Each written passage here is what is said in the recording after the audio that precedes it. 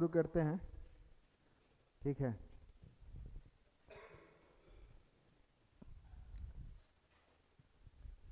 कर दिया रिकॉर्ड। ठीक। हम लोगों ने एक टॉपिक कल शुरू किया था, पंथ निरपेक्ष। पंथ निरपेक्ष।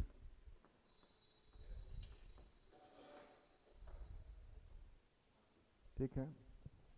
और पंथ निरपेक्ष की इंग्लिश है सेक्युलर। ठीक है। अब एक बात समझिए, अगर हम आपको यूरोप का इतिहास बताएं, या थोड़ा बहुत अगर इतिहास में आपकी रुचि हो, वैसे होगी नहीं, हिस्ट्री ज्योग्राफी बड़ी बेवफा, शाम को पढ़ो सुबह को सफा। ठीक है ना। खैर वो अलग बात है। तो अगर आप विश्व का इतिहास पढ़ेंगे तो विश्व के इतिहास में जो यूरोप का इतिहास है, अगर यूरोप के इतिहास को आप पढ़ेंगे तो यूरोप के इतिहास को अंधकार युग के नाम से जाना जाता है, डार्क एज के नाम से। कौन सा युग?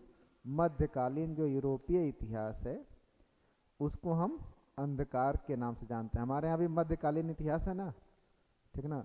प्राचीन भारत, मध्यकालीन भारत और आधुनिक भारत। तो जो इसी तरह से अगर यूरोप का मध्यकालीन इतिहास देखेंगे, कहाँ का? यूरोप का। ठीक ना। तो यूरोप का जो मध्यकाल है, इस मध्यकाल को डार्क एज या अंधकार युग के नाम से जाना जाता है। अंधकार युग। अंधकार युग का मतलब यह नहीं है कि वहां पर लाइट नहीं आती थी, ठीक है ना। अंधकार युग का मतलब ये है कि यूरोप में मध्यकाल में, ठीक है ना, हम ऐसे मान सकते हैं कि 6ठी-7वीं शताब्दी से लेकर के 14वीं-15वीं शताब्दी तक राउंड फिगर में मान लें, तो इस पीरियड में यूरोप में कोई वैज्ञानिक चिंतन नहीं दिखाई देता है। अंधकार का मतलब इस पीरियड में कोई वैज्ञानिक चिंतन नहीं दिखाई देता है। वहाँ की लोगों की सोच में वैज्ञानिकता या तर्कवाद दिखाई नहीं देता है। इस रूप में उसमें अंधकार युग है। अंधकार कहने का मतलब है कि वहाँ के लोगों की सोच जो थी वह बहुत अधिक अतार्किक, धार्मिक या अंधविश्वास पर आधारित थी, ठीक ना। तो यूरोप का इतिहास जो है, अंधकार युग कहने का मतलब है कि यहाँ पर तार्किक नहीं थी, तार्किक नहीं थी। अब तार्किक क्यों नहीं थी? तो उसका रीजन ये है कि यूरोप के लोगों का जो जीवन था, उस जीवन में धर्म का प्रभाव बहुत अधिक था। धर्म का प्रभाव बहुत अधिक था, और जहाँ धर्म का प्रभाव अधिक रहेगा वहाँ पर विज्ञान का विकास नहीं होगा या कम होगा स्वभावतः। तो मध्यकालीन यूरोपीय इतिहास में धर्म का प्रभाव लोगों के जीवन में बहुत ज़्यादा था, ठीक है ना। और इसी धर्म के प्रभाव को तोड़ने के लिए यूरोप में आगे चल करके जहाँ से मध्यकाल समाप्त होगा और आधुनिक काल की शुरुआत होगी, उसको एक शब्द के नाम से जानते हैं, पुनर्जागरण। किस नाम से? पुनर्जागरण, ठीक ना। पुनर्जागरण का मतलब है फिर से जागना, ठीक है। तो यूरोप में मध्यकालीन जब खत्म होगा इतिहास, तो किसके साथ खत्म होगा? पुनर्जागरण के साथ, ठीक है। तो एक यूरोप की एक कहानी मैं क्यों बता रहा हूँ, अभी आपको समझ में आएगा, ठीक है ना। तो आप ऐसे समझिए कि ये मान लीजिए यूरोप है, ये यूरोप है और ये एशिया है, ठीक ना। तो यूरोप और एशिया के बीच में व्यापार प्राचीन काल से होते रहे हैं, प्राचीन काल से ही होते रहे। तो यूरोप और एशिया को जो जोड़ने वाली जगह है, ये जो जगह है ना, इसको बोलते हैं कुस्तुनतुनिया। क्या बोलते हैं? कुस्तुनतुनिया। कभी नाम सुना है इसका? कुस्तुनतुनिया। ये जो है बाजेंटाइन साम्राज्य की राजधानी हुआ करती थी 1453 के आसपास। 1453 के आसपास कुस्तुनतुनिया। ये कुस्तुनतुनिया जो जगह है बहुत लैंडमार्क है, ठीक ना। लैंडमार्क कैसे है? ये यूरोप और एशिया को जोड़ने का काम करती है, यूरोप और एशिया को जोड़ने का काम करती है, ठीक ना। तो हुआ क्या कि इस कुस्तुनतुनिया, इस जगह पर 1453 में, कब? 1453 में तुर्कों ने आक्रमण किया, तुर्कों ने आक्रमण किया और इस जगह पर कब्जा कर लिया, और यही आज की जगह है तुर्की। और तुर्की की जगह पे इसको बोलते हैं तुर्कीये, आज इसका नाम क्या हो गया? तुर्कीये, ठीक है। तो ये जो जगह थी इसको तुर्कों ने कब्जा किया, कब? 1453 में। और यूरोप और एशिया को जो कनेक्ट करने का जो रास्ता था उसको ब्लॉक कर दिया कि अब यूरोप और एशिया के बीच में व्यापार नहीं हो सकता, नहीं जाने देंगे हम, ठीक है ना। तो कब हो रहा है? 1453 में। इसी के बाद से आप देखेंगे कि नए जल मार्गों की शुरुआत होगी, खोज की शुरुआत, यहीं से जल मार्गों की शुरुआत होगी। और 1492 में इसी यूरोप से निकलेगा कौन? 1492 में निकलेगा कोलंबस। कौन निकलेगा? वो अलग बात है, कोलंबस निकला था किसकी खोज में? भारत की खोज में, लेकिन पहुंच गया कहीं और।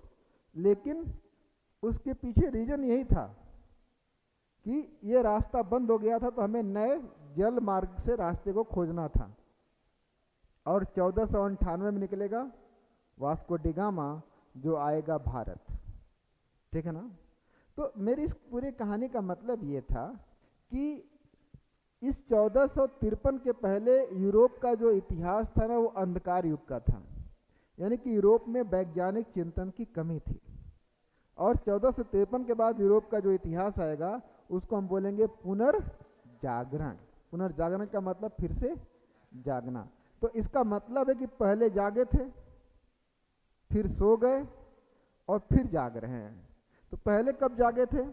तो 1400, अगर हम बात करें ईसा मसीह के जन्म के पहले, ईसा मसीह के जन्म से पहले, तो इसी यूरोप में प्लेटो का नाम सुना होगा आपने, सुकरात का नाम सुना होगा, अरस्तु का नाम सुना होगा, ठीक है ना।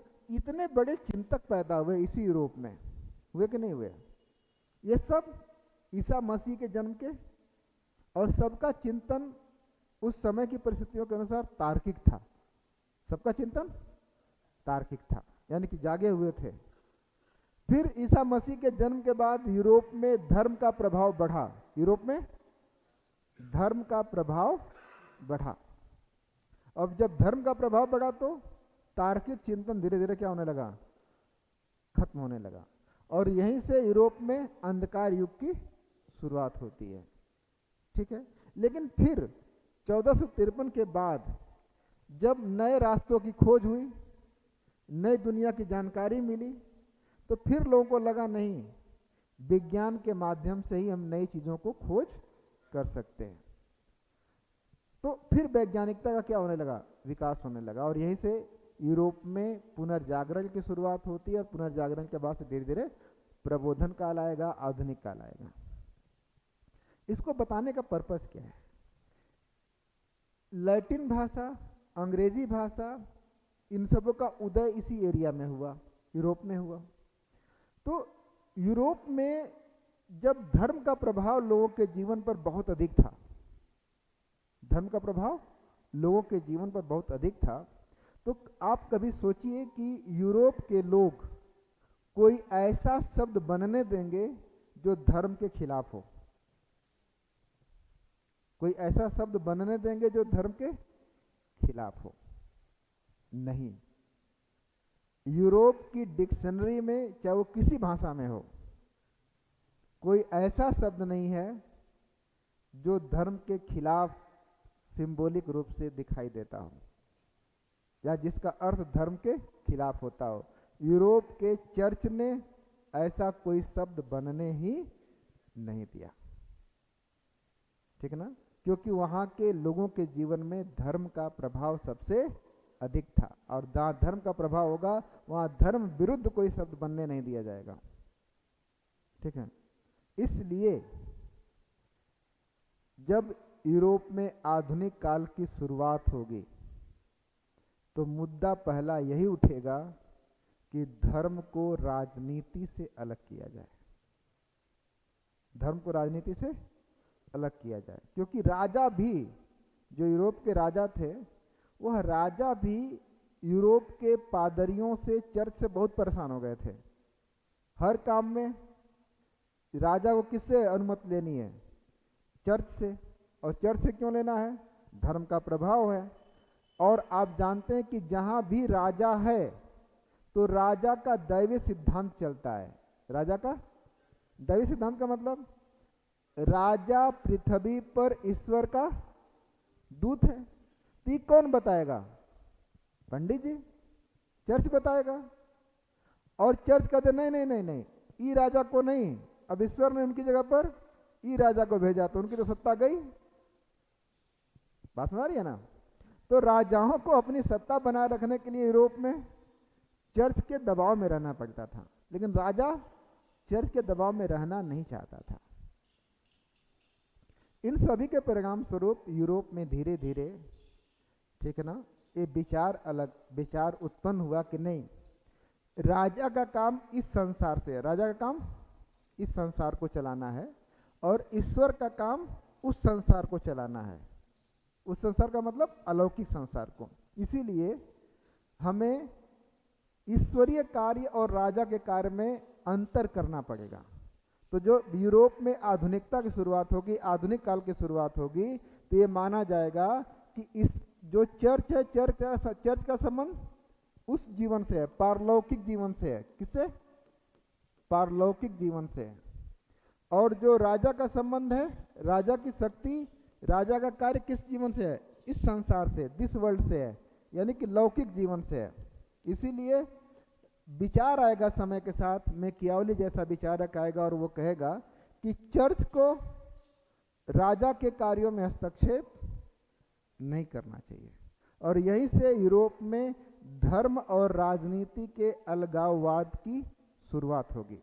अब जब शुरुआत होगी तो यूरोप में एक शब्द खोजा जाएगा कि कोई ऐसा शब्द हो जो धर्म और राजनीति को अलग करता हो, और ऐसा कोई शब्द यूरोप में धर्म के प्रभाव के कारण बना ही नहीं था। तो क्या करें? तो उसका उपाय निकाला गया, भाई कोई तो मिलता जुलता शब्द होगा ना जो उस तरह की बात को रखता हो। बात समझ आ रही है? तो मिलता जुलता जो शब्द यूरोप में मिला, वो मिला सेक्युलर, जो धर्म और राजनीति को अलग करता हो। ठीक है ना? लेकिन अगर आप सेक्युलर की हिंदी देखेंगे, सॉरी सेक्युलर की मीनिंग, सिनोनिम्स देखेंगे, मीनिंग नहीं सिनोनिम्स, या सेक्युलर की मीनिंग भी देख लेंगे इन इंग्लिश, हिंदी की बात नहीं कर रहा, हिंदी तो बहुत दूर की बात है। सेक्युलर की इंग्लिश में ही अगर सिनोनिम्स या मीनिंग देखेंगे तो इसका अर्थ होता है मटेरियलिस्टिक। क्या होता है? मटेरियलिस्टिक। मटेरियलिस्टिक का मतलब भौतिकवादी। सेक्युलर का अर्थ क्या है? भौतिकवादी। जो भौतिकता में विश्वास रखता हो वो क्या है? सेक्युलर है। ठीक ना? तो भौतिकता का मतलब ईश्वर विरोधी नहीं है। भौतिकता का मतलब हम सांसारिक सुखों में विश्वास रखते हैं। तो क्योंकि ईश्वर के विरुद्ध कोई शब्द था ही नहीं, तो हमने एक ऐसा शब्द मिलता जुलता क्या निकाला? भौतिकवादी। भौतिक सुख का मतलब पैसा, रुपया, धन दौलत, गाड़ी बंगला, इसका जिसको सुख चाहिए वो क्या है? भौतिकवादी है, सेक्युलर है वो, जिसको इससे मतलब हो। तो यूरोप में शब्द बना सेक्युलर। सेक्युलर का अर्थ होता है भौतिकता में जो विश्वास रखता हो। ठीक ना? लेकिन इसके पीछे की जो कॉन्सेप्ट है वो क्या है कि सेक्युलर कहने का मतलब है कि धर्म, चर्च का मतलब धर्म और राजा का मतलब राजनीति। यूरोप में एक विचार आया कि धर्म और राजनीति को क्या करना चाहिए? अलग कर देना चाहिए। अभी तक वो एक साथ थे। अलग क्यों? क्योंकि धर्म का संबंध व्यक्तिगत है और पारलौकिक जीवन से। हम अपना धर्म मानते हैं, इससे आपको क्या लेना देना? हमको जो पढ़ाना मैं पढ़ाऊंगा, मैं किसी धर्म का रहूं। तो धर्म का संबंध व्यक्तिगत है, हमारा ईश्वर से व्यक्तिगत रिलेशन है। और इस संसार का संबंध हमारा आपका अपने अन्य चीज़ों पर आधारित है, इसलिए धर्म और राजनीति को मिलाने की ज़रूरत नहीं है। तो जो सेकुलरिज्म का विचार आया ना, वो धर्म और राजनीति के अलगाववाद पर आधारित है। धर्म और राजनीति को पृथक कर देना चाहिए, ठीक है। इस सेकुलरिज्म का जो हमने हिंदी वर्जन खोजा, वो क्या खोजा? पंथ निरपेक्ष। हमने जो खोजा, हालांकि पंथ निरपेक्ष भी सही उसका एक्सप्रेशन नहीं है, लेकिन मिलता जुलता बात यह कि एक भाषा में जो शब्द हो उसका दूसरी भाषा में एज इट इज शब्द हो, ये जरूरी नहीं है। जैसे हम कहें, आप लोग थोड़ी बहुत अंग्रेजी जानते हो, पेड़ चरचरा के टूट गया, इसको अंग्रेजी में ट्रांसलेट करिए। पेड़ चरचरा के टूट गया, तो चरचराने की अंग्रेजी क्या होगी? पेड़ की अंग्रेजी होगी, टूटने की अंग्रेजी होगी चरचरा के। हुमच के करजवा को दौड़ देंगे, ठीक है ना? तो हुमच के क्या होगा? तो कहने का सेंस है कि एक भाषा में जो शब्द है जरूरी नहीं है कि उसका, लेकिन उसका सेंस उस तरह की बात कर रही है, तो क्या हुमच के मतलब बहुत तेजी से, तो स्पीडली, हम उसको हिंदी अंग्रेजी में क्या बोल देंगे? स्पीडली। लेकिन हुमच के जो सेंस है वो स्पीडली का मतलब नहीं है, लेकिन हम सेंस लगा लेते हैं। तो इस कहने का मतलब है कि इसी तरह से जब हमने हिंदी में उसका अर्थ खोजा तो क्या मिला हमको? मिलता जुलता पंथ निरपेक्ष, ठीक है ना? अब पंथ निरपेक्ष को धर्म निरपेक्ष क्यों नहीं कहते हैं, अब ये बात बताने जा रहा हूं, ठीक है ना? तो पंथ देखिए, सेकुलर का एग्जैक्ट हिंदी एग्जैक्ट मीनिंग क्या है? भौतिकतावादी, ठीक ना? लेकिन भौतिकतावादी धर्म निरपेक्ष शब्द को प्रकट नहीं करता है, लेकिन चूंकि काम चलाना है तो कुछ ना कुछ तो लिखना पड़ेगा। तो पहली बात ये समझिए कि धर्म निरपेक्ष और पंथ निरपेक्ष में क्या अंतर है। धर्म निरपेक्ष और पंथ निरपेक्ष में क्या अंतर है, तभी आपको समझ में आएगा कि हमने पंथ निरपेक्ष शब्द का प्रयोग संविधान में क्यों किया है, धर्म निरपेक्ष शब्द का प्रयोग क्यों नहीं किया। तो पहली बात तो हमें भारत में धर्म शब्द को पहले समझना होगा। किसको? धर्म, ठीक ना? धर्म शब्द की जो उत्पत्ति हुई है वो संस्कृत भाषा से, कहां से हुई है? संस्कृत भाषा में ध्री धातु से हुई है। ध्री धातु, धातु सुना होगा ना, संस्कृत में पढ़ा होगा कभी, ठीक है? और आप सभी तो बालक का रूप याद है कि नहीं? बालक का रूप याद है? संस्कृत पढ़ी गई छोटी क्लास में, याद है ना? हमको तो आज तक याद नहीं हुआ, ठीक है, ठीक है ना? तो धातु होती है, लकार होता है संस्कृत में। तो संस्कृत में जो धर्म शब्द की उत्पत्ति है कहाँ से हुई है? ध्री धातु से हुई है। और इसका जो अर्थ होता है संस्कृत में, वो अर्थ होता है, ध्री धातु लिख देते हैं, धातु समझ रहे हैं ना? इसका अर्थ होता है धारयति धर्मण, धारयति धर्मण, अर्थात जो धारण किया जाए, जो धारण किया जाए, जो धारण किया जाए वह धर्म है। जो धारण किया जाए वो धर्म है। इसका मतलब क्या है? मैंने क्या धारण किया? पढ़ाना। मेरे अंदर क्या धारणा है? मैंने क्या धारण किया है? धारण करने का मतलब कपड़ा नहीं पहना, धारण करने का मतलब मेरी जो जिम्मेदारी है। यहाँ धारण का मतलब कर्तव्य और उत्तरदायित्व से, किससे है?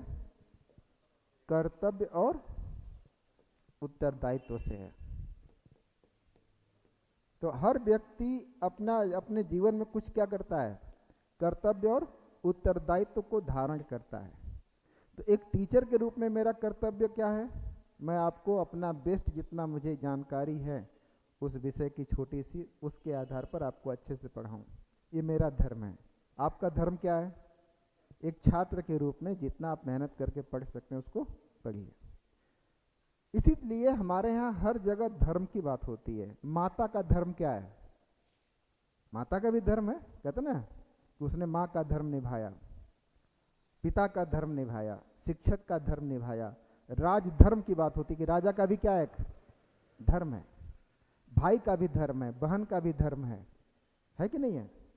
तो हमारे यहाँ भारत में धर्म का संबंध किसी अलौकिक शक्ति से नहीं है। हमारे यहाँ जब धर्म की बात होगी तो धर्म का संबंध किसी अलौकिक शक्ति से नहीं कि किसी हम काली माई डी बाबा को हम पूज रहे हैं। हमारे यहाँ धर्म का संबंध कर्तव्यों और उत्तरदायित्वों की व्यवस्था से है कि हम जिस जगह पे खड़े हैं, पति का धर्म है, पत्नी का धर्म है, माँ का धर्म है, बहन का धर्म है, राजा का धर्म है, तो सबके अपने क्या हैं? धर्म का मतलब कर्तव्य और उत्तरदायित्व है। ठीक है ना? यहाँ धर्म का मतलब अगरबत्ती दिखाने से और फूल माला चढ़ाने से और मंदिर जाने से नहीं है। तो हमारे यहाँ जो धर्म का अर्थ निकाला गया वो क्या है? कर्तव्य और उत्तरदायित्व की व्यवस्था से है। इतनी बात समझ आ गई? और कर्तव्य और उत्तरदायित्व की व्यवस्था होने की वजह से अगर हम कहें कि हम धर्म निरपेक्ष हैं, हम क्या हैं? धर्म निरपेक्ष हैं। तो धर्म निरपेक्ष कहने का मतलब क्या, जरा बताइए? निरपेक्ष होने का मतलब क्या होना होता है? उससे न्यूट्रल हो जाना। निरपेक्ष होने का मतलब किसी के पक्ष में नहीं रहना, यानी कि आप अपने धर्म का पालन मत करिए। धर्म का पालन करें मतलब धर्म के पक्ष में जा रहे हैं, और निरपेक्ष होने का मतलब धर्म का पालन नहीं करिए, यही ना? तो हम धर्म निरपेक्ष होने का मतलब हम अपने धर्म का पालन न करें। हम शिक्षक हैं तो अपने धर्म का पालन न करें, आप छात्र हैं तो अपने धर्म का पालन मत करिए, एक माँ है तो अपने संतान के प्रति जो उसका धर्म उसका पालन न करें। तो बिना धर्म के पालन के हमारी जो भारतीय व्यवस्था वो चल पाएगी? नहीं चल पाएगी। हमको सभी को अपने अपने धर्म को मानना ही पड़ेगा। शिक्षक का धर्म है, माता का धर्म है, पिता का धर्म है, गुरु का धर्म है, बहन का धर्म है, भाई का धर्म है। तो हर जगह धर्म है हमारे यहाँ। धर्म का मतलब आपके साथ जो भी रिलेशन है उस रिलेशन के प्रति कुछ कर्तव्य और उत्तरदायित्व की व्यवस्था है। समझ आ गई बात? तो हम धर्म निरपेक्ष हो सकते हैं क्या? अब बताइए, हम लोग धर्म निरपेक्ष हो सकते हैं? नहीं। इसीलिए हमारे संविधान निर्माताओं ने इस पर चर्चा की, विचार विमर्श किया और कहा नहीं, जब सेक्युलर शब्द का हम अर्थ निकालेंगे तो उसके लिए हम धर्मनिरपेक्ष शब्द का प्रयोग नहीं करेंगे। इसीलिए मना कर दिया कि हमारे यहाँ धर्म का मतलब कर्तव्यों और उत्तरदायित्वों की व्यवस्था है। धर्म का मतलब कोई ईश्वरीय शक्ति नहीं है। इसलिए हमारे संविधान में सेक्युलर की हिंदी धर्मनिरपेक्ष नहीं होगी। तो एक बात समझ में आ गई कि हमारे संविधान निर्माताओं ने या संविधान में जब इसको जोड़ा गया तो उन्होंने क्यों नहीं धर्मनिरपेक्ष शब्द का प्रयोग किया। ये तो समझ आ गया। तो इसकी जगह पर क्या प्रयोग किया? ठीक ना, पंथ निरपेक्ष का प्रयोग किया। अब एक बात और समझा देते हैं आपको, ठीक ना। धर्म और रिलीजन में क्या डिफरेंस है ये भी जानना जरूरी है। धर्म और रिलीजन में जनरली हम लोग जब धर्म की अंग्रेजी खोजते हैं तो अंग्रेजी क्या मिलती है? रिलीजन। लेकिन धर्म और रिलीजन एक नहीं है।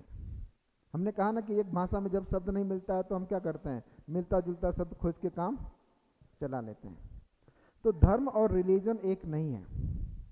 अगर रिलीजन शब्द का अगर आप अर्थ देखेंगे तो रिलीजन शब्द की जो उत्पत्ति हुई है वह लैटिन भाषा से हुई है। कहाँ से हुई है? लैटिन भाषा से। लैटिन भाषा में किससे हुई है? तो रेलिगेयर शब्द से हुई है। रेलिगेयर। रेलिगेयर का अर्थ होता है बॉन्ड। क्या करना? बॉन्ड। बॉन्ड मतलब जोड़ना।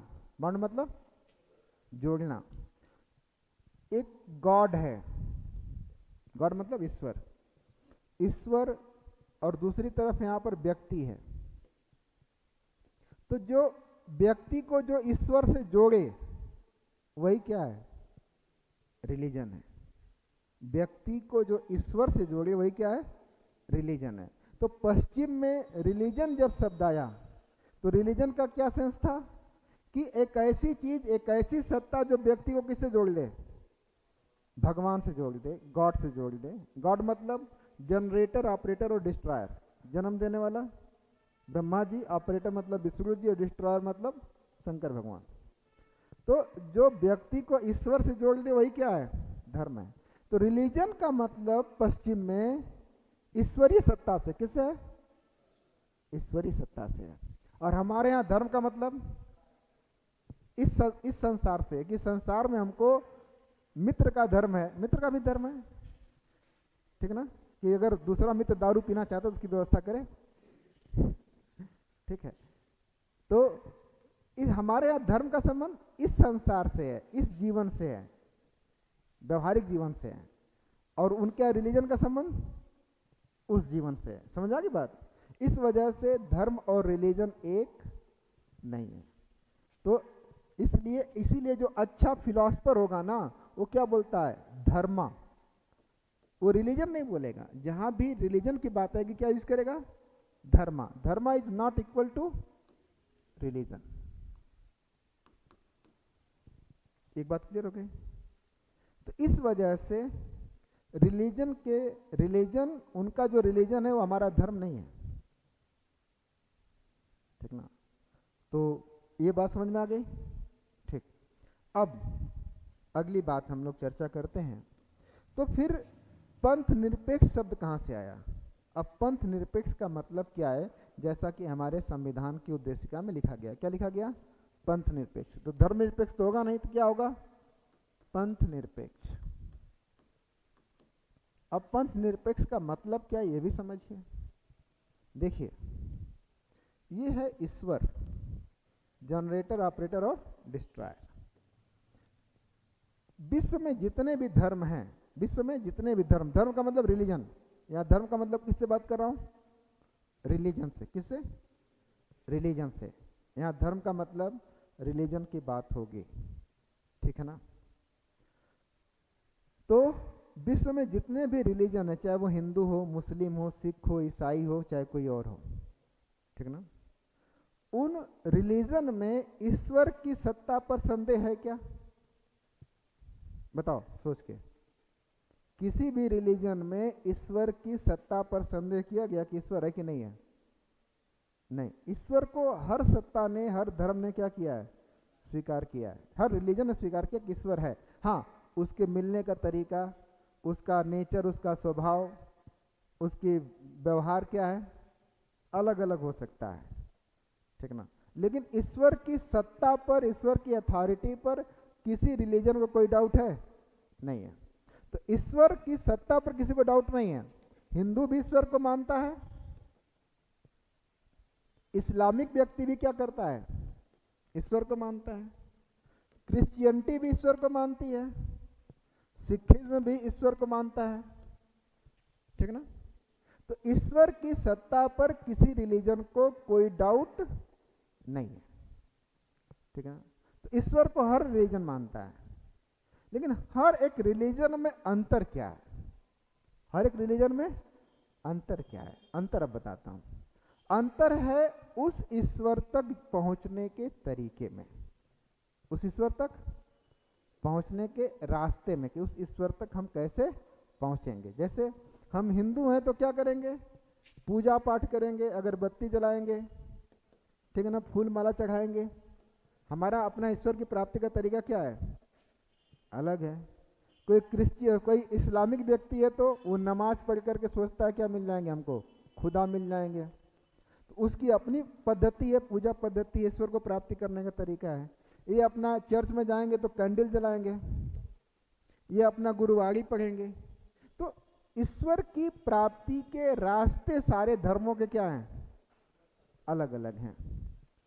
अब रास्ते, ईश्वर की प्राप्ति का रास्ता, रास्ता की एक हिंदी और होती है, उस हिंदी को बोलते हैं पंथ। होता है ना? पंथ का मतलब क्या होता है? रास्ता। रास्ता और पंथ में भी वैसे अंतर है। रास्ता और, सामान्य अर्थ में दोनों हो सकते हैं, लेकिन रास्ता और पंथ में क्या अंतर है? रास्ता ठोस होता है।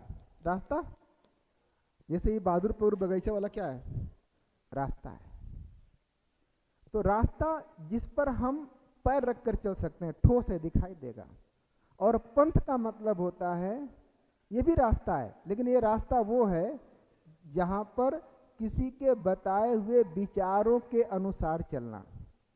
पंथ का मतलब किसी के जैसे हम आपको जो निर्देश दे रहे हैं कि ऐसा करेंगे तो बीपीएससी आप क्वालिफाई कर जाएंगे, तो आप मेरे बताए हुए रास्ते पर चल रहे हैं तो आपको नौकरी मिलेगी। यहाँ पर कोई रास्ता नहीं है, यहाँ पर हमने जो आपका मार्गदर्शन किया, जो आपको बताया कि ऐसा आचरण करेंगे तो आप क्या मिल जाएगा, बीपीएससी की तैयारी कर लेंगे, सफल हो जाएंगे। तो यहाँ पर पंथ का मतलब होता है बताए हुए रास्ते पर चलना। या तो पंथ जो होता है अमूर्त होता है। क्या होता है? अमूर्त। अमूर्त का मतलब हमारे बताए हुए विचार पर चलना, तो अमूर्त है। तो अब ये बताइए ईश्वर क्या है? ईश्वर भी अमूर्त है। तो अमूर्त ईश्वर को ठोस रास्ते पर चल करके प्राप्त किया सकता है? नहीं। ठोस रास्ते से चलकर मंदिर पहुंच सकते हैं, ईश्वर तक नहीं पहुंच सकते। तो कैसे पहुंच सकते हैं? अमूर्त तरीके से, ठीक ना। अगरबत्ती जला करके ईश्वर मिलता हो तो अगरबत्ती बनाने वाला अपनी फैक्ट्री फूंक दे, उससे अधिक अगरबत्ती किसी के पास है क्या? ठीक है। तो आप एक अगरबत्ती जलाकर सोचते हैं भगवान आज मिल जाएगा हमको, ऐसा नहीं हो सकता है, ठीक ना। तो मेरा कहने का मतलब है कि रास्ता क्या है? ठोस है। ईश्वर को कैसे चाहिए? अमूर्त है। तो ईश्वर की प्राप्ति का जो रास्ता है उसको बोलते हैं पंथ। जैसे कबीर पंथी। कबीर पंथी का मतलब क्या? जो कबीर के बताए हुए विचारों पर चल रहा हो, ठीक ना। तो ईश्वर की प्राप्ति के हर एक धर्म में क्या है? रिलीजन में पंथ हैं, रास्ते हैं। अब पंथ निरपेक्ष का मतलब किसी भी धर्म में ईश्वर की सत्ता को चुनाव संदेह नहीं है। अंतर क्या है कि ईश्वर की प्राप्ति के जितने भी रास्ते हैं उसमें से किसी भी रास्ते का अनुसरण नहीं किया जाएगा। यही है अर्थ किसका? पंथ निरपेक्ष का। तो पंथ निरपेक्ष का मतलब ईश्वर की प्राप्ति के जितने भी रास्ते हैं, जितने भी तरीके हैं, जितने भी पूजा पद्धतियां हैं, जितने भी उपासना पद्धतियां हैं, उसमें से किसी भी पद्धति का राज्य द्वारा, सरकार द्वारा अनुसरण नहीं किया जाएगा। इसी को बोलेंगे पंथ निरपेक्ष होना। यानी कि पंथ निरपेक्षता में ईश्वर की सत्ता पर हमें डाउट नहीं है।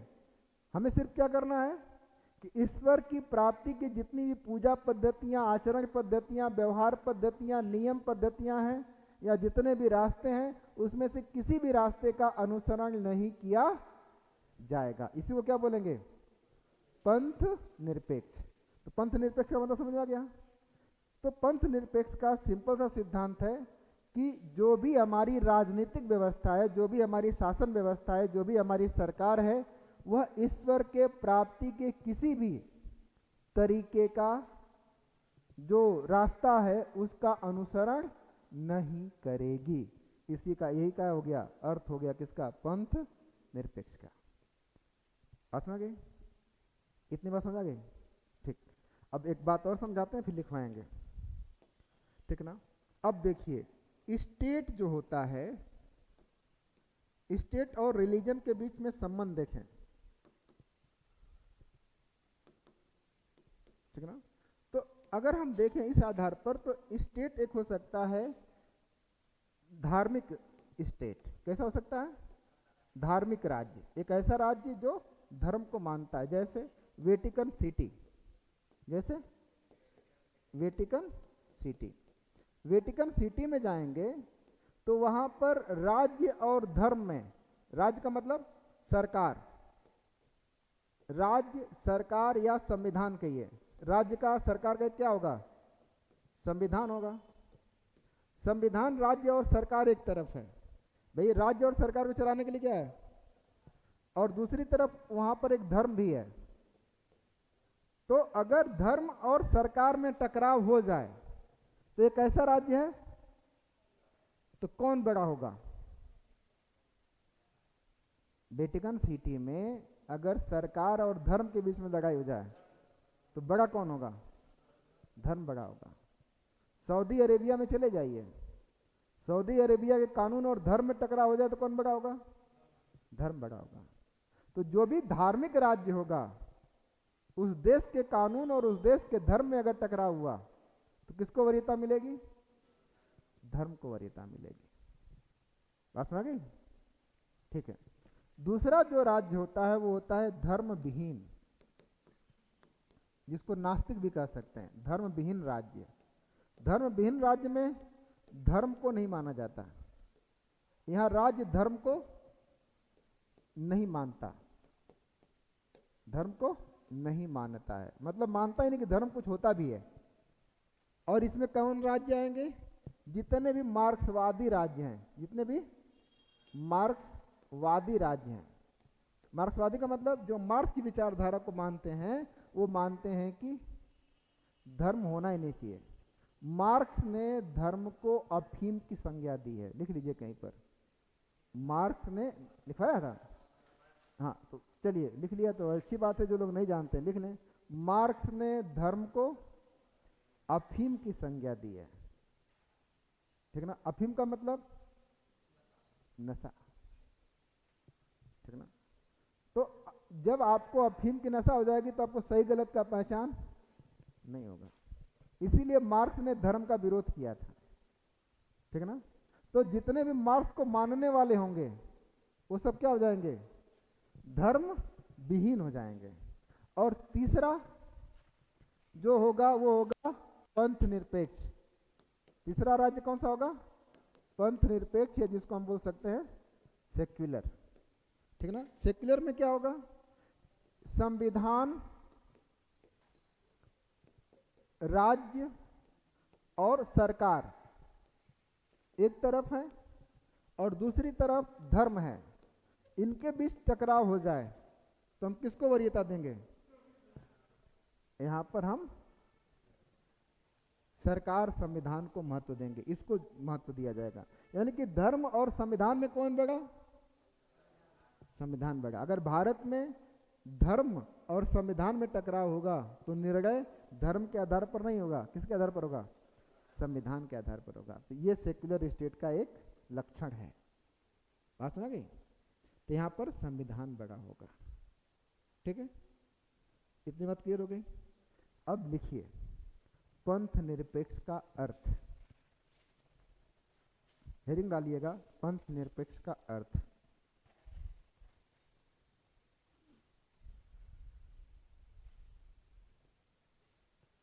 लिखिए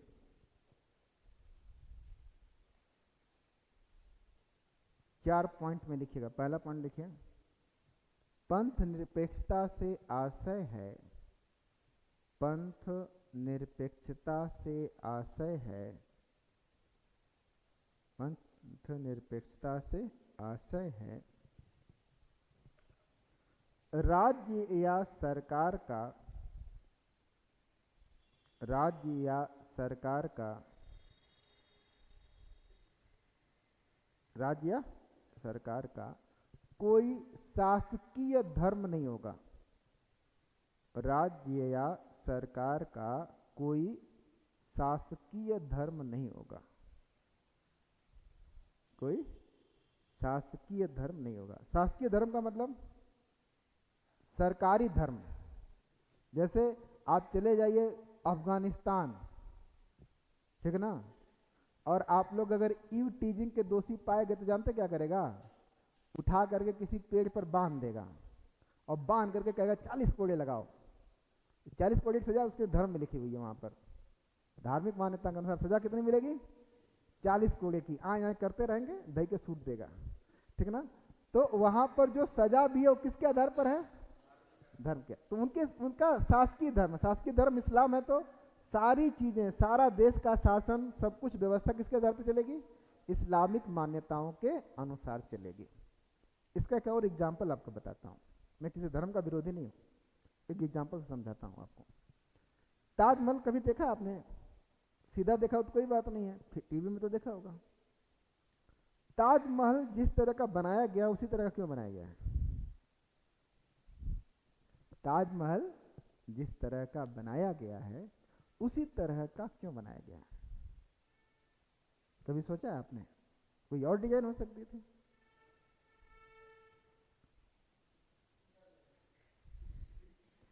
ताजमहल के अतिरिक्त भी बहुत सारी बिल्डिंगें बनाई गई जो सुंदर हैं, लोटस टेम्पल भी है, ठीक ना।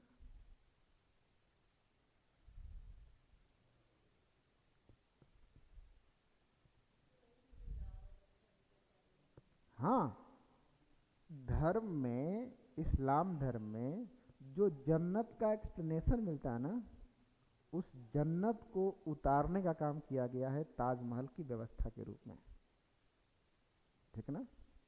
धर्म, इस्लाम में जो धर्म की व्याख्या है कि हम जन्नत में जाएंगे तो जन्नत कैसी होगी, तो उस जन्नत की जो व्यवस्थाएं जन्नत में होती हैं उसको कहीं ना कहीं ताजमहल और उसके आसपास जो सौंदर्य बनाया गया है वो जन्नत के वैचारिक अनुभवों के आधार पर है कि जन्नत ऐसी होती होगी, ठीक है ना। तो वो बिल्डिंग बनी धार्मिक मान्यता के अनुसार बनी, वो बिल्डिंग बनी, तो ठीक है। तो कहने का सेंस है कि जब भी शासन धर्म का मतलब शासन का, सरकार का एक धर्म होगा, तो आप चले जाइए सऊदी अरेबिया, तो वहाँ सरकार का एक धर्म है, वेटिकन सिटी में सरकार का एक धर्म है, यानी कि राजनीति जो चलेगी वो एक धार्मिक मान्यता के अनुसार चलेगी। लेकिन अगर हम सेकुलर हैं, पंथ निरपेक्ष हैं, तो हमारे यहाँ शासन का, हमारी सरकार का कोई धर्म नहीं होगा। पहली बात तो समझ आ गई। दूसरा अर्थ लिखिए, ठीक ना। सरकार जनता को सेवा और सुविधा प्रदान करते समय, सरकार जनता को सेवा और सुविधा प्रदान करते समय, सेवा और सुविधा प्रदान करते समय नागरिकों के बीच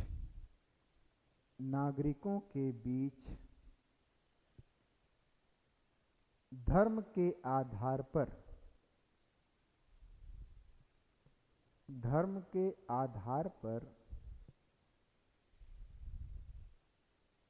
कोई भेदभाव नहीं करेगा।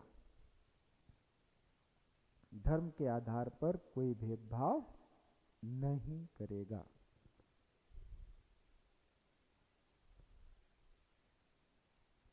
कहने का मतलब क्या है, अगर राज्य का कोई धर्म नहीं है तो राज्य जब जनता, भाई हमारा धर्म नहीं है ना, लेकिन नागरिकों का अपना धर्म चाहे तो मान सकते हैं, सरकार का कोई धर्म नहीं है, इसीलिए कहते हैं ना सरकार का कोई धर्म नहीं है। तो सरकार अपना उल्लू सीधा करने के लिए कुछ भी कर सकती है, क्योंकि सरकार का कोई धर्म नहीं है, ठीक ना। कहते ना थोड़ा सा कुछ तो ख्याल करो, का कुछ नहीं है, राजनीति में क्या है, सब जायज है, ठीक ना। धोखा देना वो भी जायज है, उनको छोड़कर उनके साथ गठबंधन बनाना हो सब जायज है, क्योंकि राजनीति में धर्म नहीं है, ठीक ना। तो कहने का मतलब है सरकार जब जनता को सेवा और सुविधा देगी, यानी कि सरकार की जो योजनाएं और कार्यक्रम हैं, उन योजनाओं और कार्यक्रमों को जनता को जब उपलब्ध कराया जाएगा, तो उपलब्ध कराते समय ये नहीं देखेगा कि आप किस धर्म के हैं। आप एलिजिबल हैं तो किसी भी धर्म के हों, प्रधानमंत्री आवास योजना के तहत आपको आवास मिलेगा, या धर्म के आधार पर उस आवास या उस सुविधा से वंचित नहीं किया जाएगा। आपको अगर 5 किलो अनाज मिल रहा है तो उस अनाज को देते समय ये नहीं देखा जाएगा कि आप किस धर्म के हैं, इस धर्म के तो मिलेगा, उस धर्म के हैं तो नहीं मिलेगा, ऐसा नहीं। तो सरकार जो सरकारी अस्पताल है वो धर्म देख करके आपका इलाज नहीं करेगा, यानी कि सरकार की जो सेवाएं और सुविधाएं हैं, उन सेवाओं और सुविधाओं को प्रदान करते समय धर्म के आधार पर नागरिकों के बीच कोई भेदभाव नहीं किया जाएगा। दूसरी बात समझ आ गई। तीसरी बात देखिए, प्रत्येक नागरिक को धर्म के अधिकार की स्वतंत्रता प्राप्त होगी। प्रत्येक नागरिक को धर्म के अधिकार की स्वतंत्रता प्राप्त होगी। धर्म के अधिकार की स्वतंत्रता प्राप्त होगी। धर्म के अधिकार की स्वतंत्रता प्राप्त होगी। इसका मतलब क्या है कि हर नागरिक, आप अपने हिसाब से जिस धर्म को मानना चाहते हैं उस धर्म को मान सकते हैं, और इसमें एक बात और शामिल है, और आप किसी धर्म को नहीं मानना चाहते तो ये भी आपका अधिकार है। आपको धर्म की स्वतंत्रता का अधिकार का मतलब, आप किसी धर्म को नहीं मानना चाहते हैं तो ये भी आपका क्या है, अधिकार है कि आप किसी को नहीं मानना चाहते तो अपना मत मानिए। यानी कि नास्तिक भी होना चाहते हैं तो हो सकते हैं, ये आपके ऊपर है। यानी कि हम आपको छूट देते हैं, आप अपना जिस तरह से अपना धार्मिक जीवन जीना चाहते हैं उसमें कोई दिक्कत नहीं, आप अपने धर्म के हिसाब से आचरण करिए। क्या नहीं, मांगना और धर्म के आधार पर भेद करना दोनों अलग बात है। हम आपकी जानकारी ले रहे हैं ना, ठीक है, तो जानकारी लेना गलत बात नहीं है, लेकिन उसके आधार पर हम कहते हैं कि आप इस धर्म के आप बीपीएससी का फॉर्म मत भरिए, उस धर्म के अंदर भरिए, ये गलत हो जाएगा। तो धर्म के आधार पर भेदभाव नहीं होना चाहिए। जानकारी लेना अलग बात है कि किस जाति के हैं, किस धर्म के हैं, किस कहाँ के रहने वाले हैं, ये तो आपकी व्यक्तिगत जानकारी है जो उसके पास होनी चाहिए, ठीक ना। अगर चौथी बात, अगला पॉइंट नोट करिए, यदि संविधान और धर्म में टकराव हो, यदि संविधान और धर्म में टकराव हो तो कौन बड़ा होगा? हाँ लिख लीजिए, यदि संविधान और धर्म में टकराव हो तो संविधान सर्वोच्च होगा, तो संविधान सर्वोच्च होगा।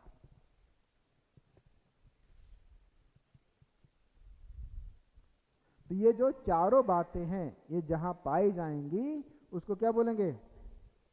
पंथ निरपेक्ष, ठीक है।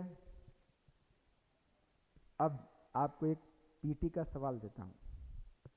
पंथ निरपेक्ष का अर्थ आपके सामने है, और मान लो पंथ निरपेक्ष का अर्थ ये चारों विकल्प हैं, यही सारे चार विकल्प हैं, और चारों में से कहे कि एक को चूज करना है, ठीक है ना। पंथ निरपेक्ष का अर्थ है और उसके चार विकल्प आपके सामने हैं।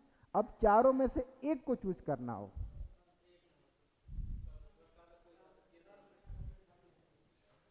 ठीक है ना।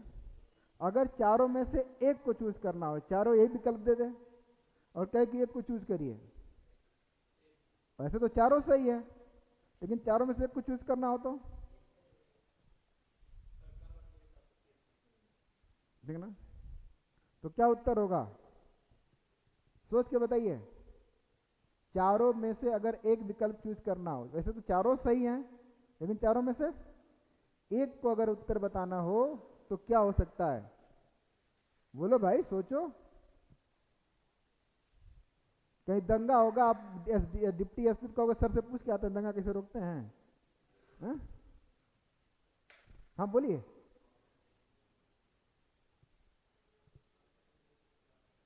नहीं नहीं, पंथ निरपेक्षता का अर्थ पूछे और चार विकल्प, यही चारों विकल्प देते, ए बी सी और डी, तो चार में से एक किसको हम लोग सही मान सकते हैं? वैसे तो चारों सही है, चारों में से एक जो सबसे सही हो, एक नंबर, हाँ एक नंबर, पहला वाला। क्यों? क्योंकि ये ना, जैसे हम कह दें उसकी किडनी काम नहीं कर रही है, उसकी आंख नहीं काम कर रही, उसका लीवर नहीं काम कर रहा, उसका दिल नहीं काम कर रहा है, तो ऐसे बोलो ना कि मर गया, ठीक है। तो इसे घुमा क्यों रहे हो? तो इसी तरह से इन बाकी जो 3 पॉइंट हैं उसका निचोड़ क्या है कि राज्य का कोई शासकीय धर्म, अब धर्म नहीं तो धर्म के आधार पर भेदभाव नहीं करेगा, धर्म नहीं है तो धर्म के संविधान को मानेगा। तो कुल मिलाकर के इन तीनों का निचोड़ कहां पर है? पहले वाले पॉइंट में। बात समझ आ गई? अगर राज्य का शासकीय धर्म होगा तो बाकी तीनों तो देगा ही नहीं दे। शासकीय धर्म होगा तो धर्म के आधार पर भेदभाव करेगा, शासकीय धर्म राज्य का होगा तो नागरिकों को धर्म की स्वतंत्रता का अधिकार नहीं होगा, जिसका धर्म होगा वो धर्म मानेगा, जिसका नहीं मत मानेगा। सऊदी अरेबिया चले जाइए, आप मूर्ति पूजा नहीं कर सकते हैं, ठीक है।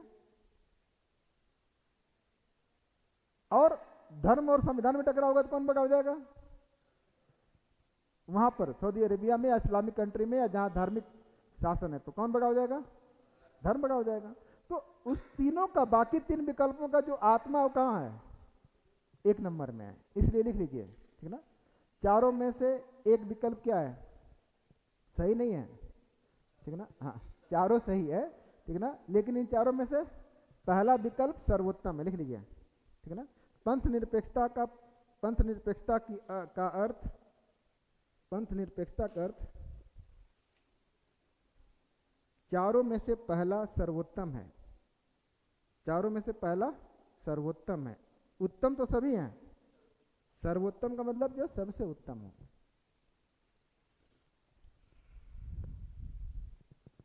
इतनी बात समझ आ गई? ठीक है। अब दूसरी बात, क्या हेडिंग डालिए, क्या भारत एक पंथ निरपेक्ष देश है? क्या भारत एक पंथ निरपेक्ष देश है? अब हेडिंग डालिए, क्या भारत एक पंथ निरपेक्ष देश है?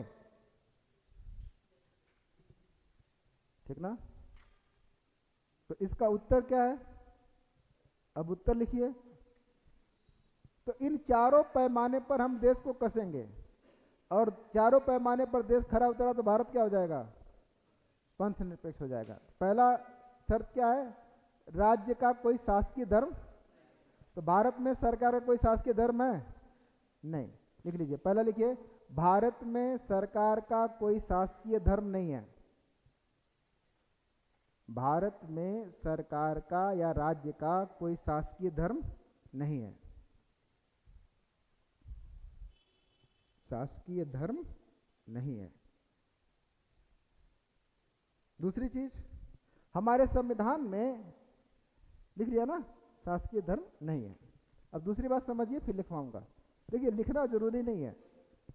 अब यूपीपीसीएस का पेपर देखे थे, याद करके कुछ नहीं कर सकते, समझे रहेंगे तो हाँ सब कुछ हो सकता है।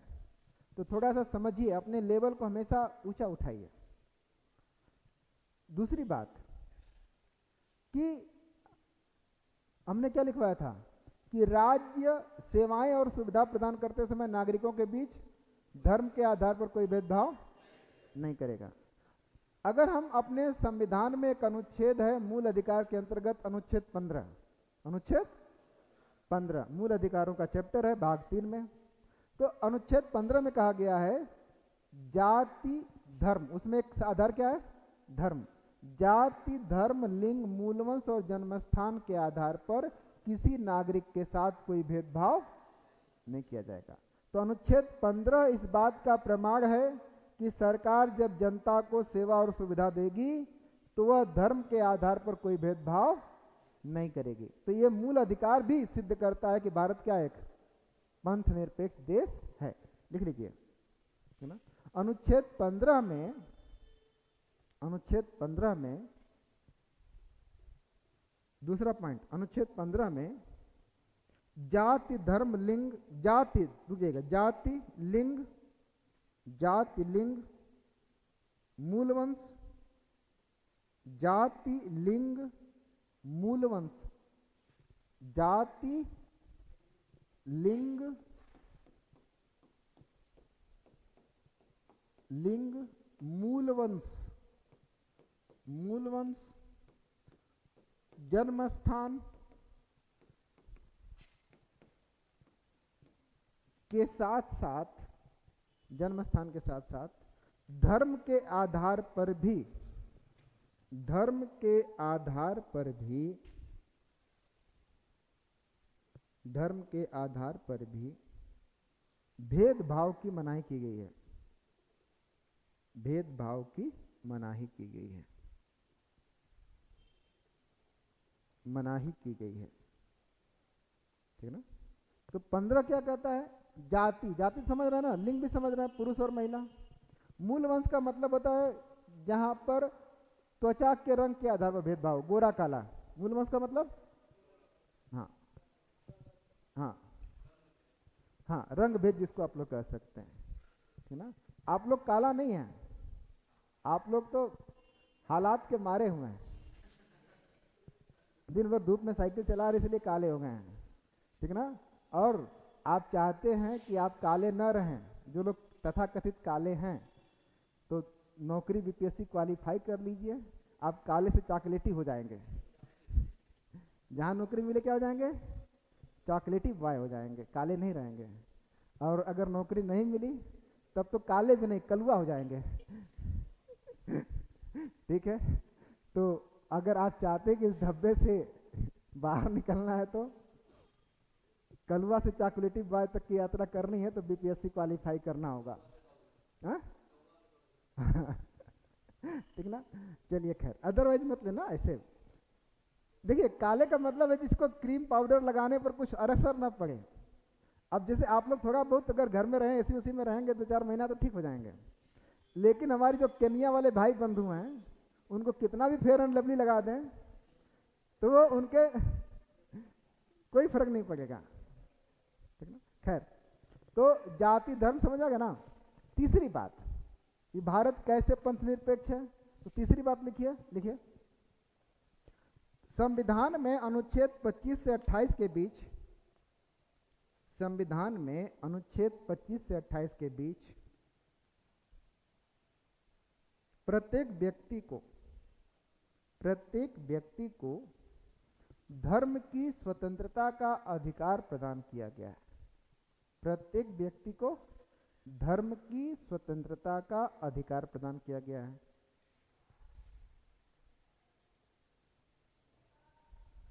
धर्म की स्वतंत्रता का अधिकार प्रदान किया गया है। ठीक ना। तो जो तीसरा पॉइंट था कि नागरिकों को धर्म की स्वतंत्रता का अधिकार होता है, तो हमारे संविधान में भी क्या दिया गया है, नागरिकों को धर्म की स्वतंत्रता का अधिकार दिया गया। कब से कहां तक, अनुच्छेद 25 से 28 तक। तो इस आधार पर भी कह सकते हैं भारत क्या है, पंथ निरपेक्ष देश है। चौथा, भारत में संविधान बड़ा है न कि धर्म ग्रंथ। चौथा पॉइंट, भारत में संविधान बड़ा है न कि धर्म ग्रंथ। भारत में संविधान बड़ा है न कि धर्म ग्रंथ।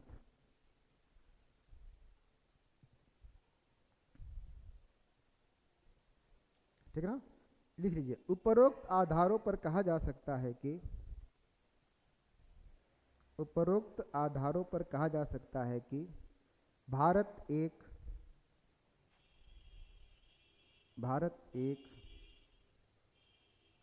पंथ निरपेक्ष देश है। भारत एक पंथ निरपेक्ष देश है। पंथ निरपेक्ष देश है। समझ आ गई बात। ठीक। अब अगली बात, भारत में कौन ऐसा शासक था। अब कुछ फैक्चुअल बातें कर लेते हैं। भारत में कौन ऐसा शासक था जिसने पहली बार पंथ निरपेक्ष राज्य की स्थापना की। देखिए, भारत में कौन ऐसा पहला शासक था जिसने पंथ निरपेक्ष राज्य की स्थापना की। भारत में कौन ऐसा पहला शासक था जिसने पंथ निरपेक्ष राज्य की स्थापना की। पंथ निरपेक्ष राज्य की स्थापना की, बता सकते हैं। जिसने पंथ निरपेक्ष राज्य की स्थापना की भारत में पहली बार ना, धम आ जाएगा।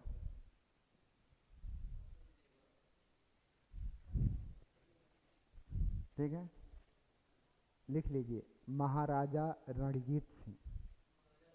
हाँ, अगर आधुनिक संदर्भों में बात करेंगे तो भारत में पंथ निरपेक्ष राज्य को स्थापित करने वाला पहला व्यक्ति था महाराजा रणजीत सिंह।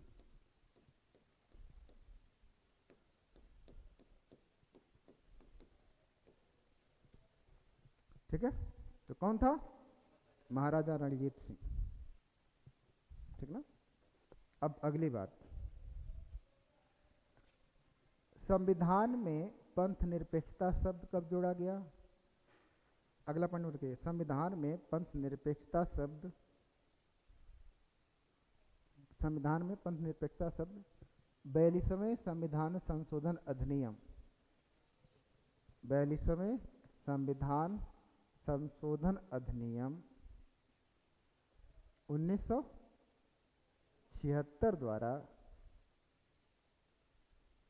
जोड़ा गया है। जोड़ा गया है 1976 द्वारा जोड़ा गया है। तो कब जोड़ा गया? 42वें संविधान संशोधन द्वारा। अब एक बात और समझ लीजिए, लेकिन जो पंथ निरपेक्षता का हमने आपको अर्थ बताया है और अर्थ की जो हमने भारत में लक्षण बताए हैं, कितने 4 लक्षण बताया ना, ये चारों लक्षण 1976 में आए कि 1950 में आए? हाँ, शाब्दिक रूप से भले आया, लेकिन जो लक्षण है वो 1900 जब से संविधान लागू हुआ तब से है, ठीक ना? लिख लीजिए। इसलिए इसके बावजूद भारत संविधान के प्रारंभ से ही इसके बावजूद भारत संविधान के प्रारंभ से ही पंथ निरपेक्ष देश था।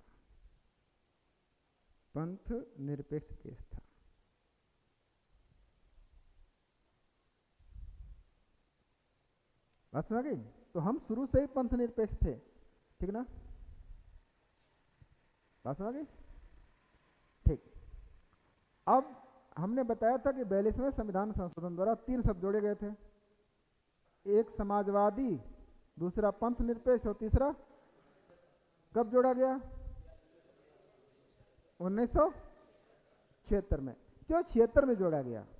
75 में भी जोड़ सकते थे, 70 में भी जोड़ सकते थे, 50 में भी जोड़ सकते थे, ठीक ना? इसके पीछे कारण है। कारण क्या था? कहानी सुनाता हूं। 1971 में भारत पाकिस्तान युद्ध हुआ था। भारत पाकिस्तान, उस युद्ध का परिणाम यह निकला था कि भारत के प्रयासों से पाकिस्तान टूट गया और पाकिस्तान 2 भागों में बंट गया।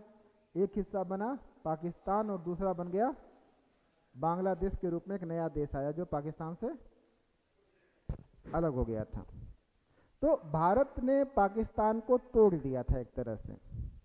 तो पाकिस्तान ने भी कसम खाई थी कि हम भी भारत का विभाजन करेंगे, ठीक ना? कैसे कसम खाई थी? एक चुटकुला सुनाता हूं फिर पढ़ाऊंगा। तो छोटे छोटे चूहे थे, चूहे तो छोटे ही होते हैं, तो वो फील्ड में क्रिकेट खेलते थे और क्रिकेट के दौरान अचानक हाथी आता था और हाथी जो है 2-4 चूहों को कुचल देता था। तो एक दिन सारे चूहों ने बैठक की कि भाई हम लोग तो ऐसे रहेगा तो बिल में ही घुसे रहेंगे, खेल उल पाएंगे नहीं, तो क्या किया जाए? तो उन चूहों में से एक चूहे का प्रस्ताव आया कि एक चूहा जो है पेड़ पर बैठा रहेगा और जब हाथी आएगा दूर से ही तो वो चिल्लाएगा और फिर हम लोग बिल में भाग जाएंगे और हमारी जान बच जाएगी, हम लोग कुचले नहीं जाएंगे। इस प्रस्ताव पर सर्वसम्मति से फैसला हुआ। अगले दिन चूहे क्रिकेट खेलने आए फील्ड में और एक चूहे को बैठा दिया पेड़ पर। अब जैसे ही हाथी आया तो वो चूहा चिल्लाया जो पेड़ पर बैठा हुआ था, सारे चूहे धीरे धीरे बिल में भाग गए। इसी बीच में वो हाथी आकर के उस पेड़ के नीचे खड़ा हो गया जिसके ऊपर चूहा बैठा था। अब चूहा देखा तो उसका हाथ पांव कांपने लगा। औकात ही कितनी कि कहीं हाथी ने सूंड मारा और कहीं उसके झपट्टे में आ गया, तब हम तो गए, ये सब तो बिल में बैठे हुए हैं। इसी बीच में चूहा का हाथ पैर कांप रहा था और उसके हाथ से टहनी छूट गई। हाथी के पीठ पर आकर के चूहा गिर गया। तो सारे बिल वाले चूहों ने एक जोर से आवाज लगाई, कुचल दे इसको, इसने हमारे कई साथियों को कुचला है। नहीं समझे आप? सारे चूहे अपने साथी चूहे से कह रहे इसको, साथी को कुचल दो, इसने हमारे कई साथियों को कुचला है, ठीक ना? तो उसी तरह से पाकिस्तान ने भी कसम खाई थी कि हम भी भारत का क्या कर देंगे? विभाजन कर देंगे। तो भारत का विभाजन की बात कब आई थी? 1971 के बाद। तो पाकिस्तान को यह संदेश देने के लिए कि भारत का विभाजन नहीं हो सकता है, संविधान में पहला शब्द जोड़ा गया या जो जोड़ा गया वो था क्या? अखंडता। क्या जोड़ा गया? अखंडता का मतलब भारत का कोई विभाजन नहीं कर सकता। समझ आई बात? ठीक ना? तो 71 की घटना थी, ठीक है। 72 में शिमला समझौता हुआ था। तो बाद में इसीलिए उसी के बाद से देखेंगे तो पाकिस्तान भारत में आतंकवाद फैलाना शुरू करेगा, उसके पहले आतंकवाद नहीं था। ठीक है, पहली बात। दूसरी बात, चूंकि भारत पाकिस्तान का जब युद्ध हुआ तो उस युद्ध में पहली बार भारत ने अपनी गुट निरपेक्षता की नीति का त्याग किया था। गुट निरपेक्षता का मतलब न हम अमेरिका गुट में रहेंगे न रसिया गुट में रहेंगे। जब शुरू से ही भारत की नीति कैसी थी, गुट निरपेक्षता की थी कि ना हम अमेरिका के साथ जाएंगे ना रसिया के साथ जाएंगे। लेकिन 1971 में भारत ने अपनी गुट निरपेक्षता की नीति को त्यागा था।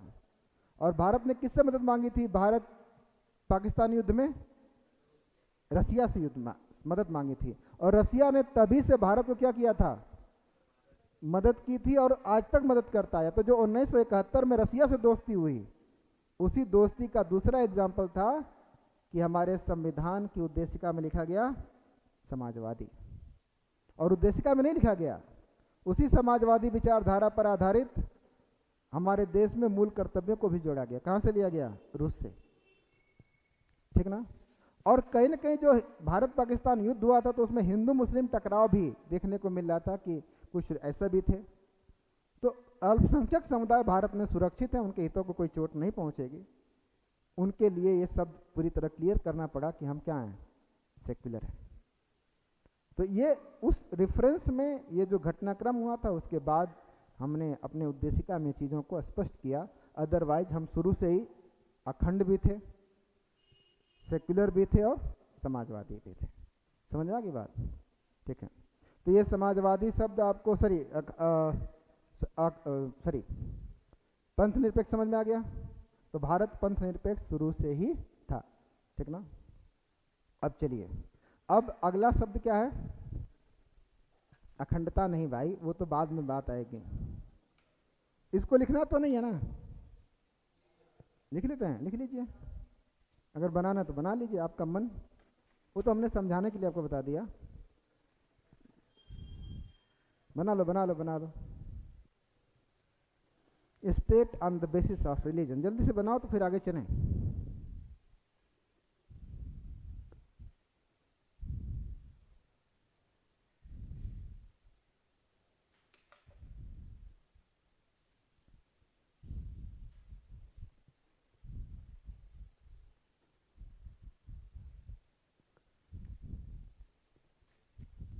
समझ में आ रहा है ना?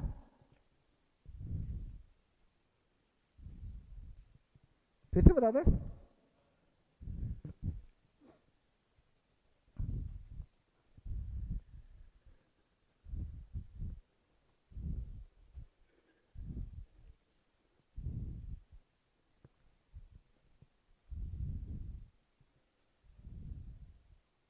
अच्छा, एक चीज बताइएगा, आप लोग मुझसे लगभग 15-20 दिन तो हो गया पढ़ाते पढ़ाते। इन 20 दिनों में आपको लगा कि हमने कुछ सीखा है और मेरे अंदर कुछ आत्मविश्वास बना है कि हम कर सकते हैं? आपके अंदर कुछ बदलाव आया हो पॉजिटिव, कि जहाँ खड़े थे वहीं हैं? ठीक ना? हाँ, देखिए, अपने अंदर बदलाव लाइएगा। ये नहीं कि हम बहुत जान गए, नहीं। आपकी सोचने की क्षमता, समझने की क्षमता, विश्लेषण करने की क्षमता, ये चीज़ बदलनी चाहिए। ये नहीं कि हम जान गए कि भारत पंथ निरपेक्षता देश है ना। क्यों है? नहीं तो आपको एक लाइन हम लिखवा देते, भारत है क्या है? कहाँ लिखा है? उद्देशिका में लिखा है, काम खत्म। क्यों है भाई? उसके पीछे कारण होगा ना। हम समाजवादी हैं तो क्यों हैं? कारण कल भी समाजवाद, क्यों हम समाजवादी हैं वो भी लिखवाया था। तो आपको सिर्फ जानना नहीं कि हम समाजवादी हैं, हम क्यों समाजवादी हैं। और मेंस आप पढ़ेंगे ना, इतना ही और मेंस में पढ़ाऊंगा कि क्या भारत पंथ निरपेक्ष देश है? तो नहीं है, वहां पढ़ाऊंगा नहीं है। इसी उद्देशिका को जब मैं मेंस में पढ़ाऊंगा तो कहूंगा कि पंथ निरपेक्ष देश नहीं है। क्यों नहीं है अभी बताता हूं, मेंस में पढ़ाऊंगा, अभी बता देता हूं। ठीक ना? देखो, हमारे यहाँ धर्म के आधार पर चुनाव में वोट मांगा जाता है, धर्म के आधार पर मंत्रिमंडल का गठन किया जाता है, चुनाव में धार्मिक नारे लगाए जाते हैं, धर्म के आधार पर उम्मीदवारों का चयन किया जाता है। ठीक है ना? धर्म के नाम पर वोट देने की अपील की जाती है। ठीक है? तो ये सारे काम हो रहे हैं तो कैसे हम धर्मनिरपेक्ष हैं? और सारे काम राजनीति में तो हो रहे हैं ना। तो वहां पर जब इसका विश्लेषण होगा कि मेंस में कि भारत क्यों धर्मनिरपेक्ष देश नहीं है, तो ये हमको तर्क देना पड़ेगा कि क्यों नहीं है, वो मीन्स का विषय है, ठीक ना।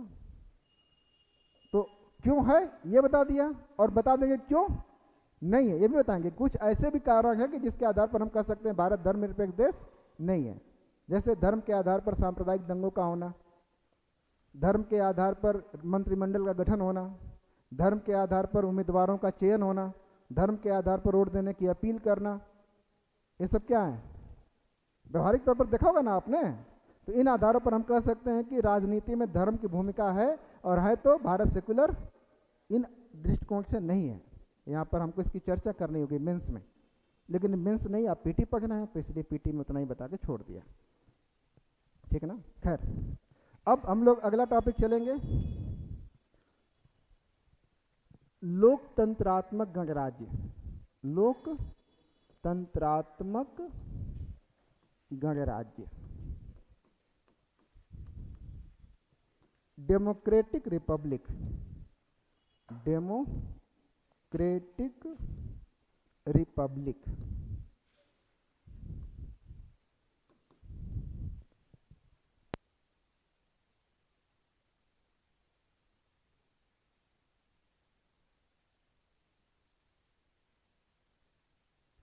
हेलो, हाँ, डेमोक्रेटिक और रिपब्लिक में क्या अंतर है, डेमोक्रेटिक और रिपब्लिक में क्या अंतर है।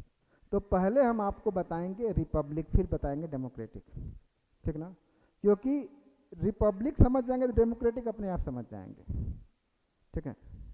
तो अगर किसी भी देश को, अभी हम क्या बताने जा रहे हैं, रिपब्लिक, पहले क्या बताएंगे, रिपब्लिक, क्योंकि जब तक रिपब्लिक को डेमोक्रेटिक से अलग नहीं करेंगे तब तक आप दोनों में कंफ्यूज रहेंगे, ठीक ना।